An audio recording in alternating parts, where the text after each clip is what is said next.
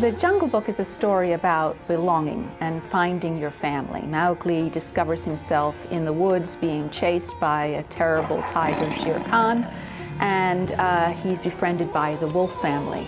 They're on an adventure that's taking them through various parts of the jungle where they're meeting a lot of different animals, where they're playing with the monkeys in the treetops, where they're going to a lost city. And he learns all the languages of the animals of the forest. But throughout his jungle journey, he is trying to find where he belongs. And he makes a mistake in thinking that he's most like the monkeys. And he learns a tough lesson that they're not to be trusted. And ultimately, at the end of the story, he realizes he needs to go back to the man village, where he really was originally from. The center of the play is, of course, the character of Mowgli, and that is played by one actor. And then there are 4 other actors who take all the other different roles. And each of them has what I would call a primary role: Shere Khan, Baloo, Bagheera, Kaa the snake.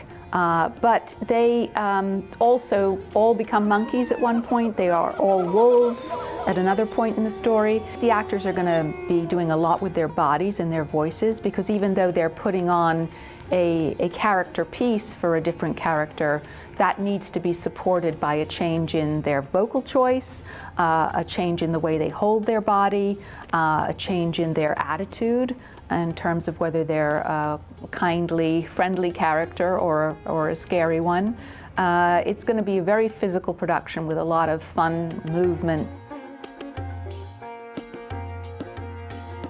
The set designer, or scenic designer they're called sometimes, is primarily responsible for creating the world that the play is going to live within. The characters go to a lot of different places, and the scenery needed to be able to support a large number of different types of action and movement and placement of the actors in space. Representing the jungle in a very realistic way, for me, was the least interesting approach to take. I always start by looking at a lot of research, though. I looked at a lot of images of actual jungles in India.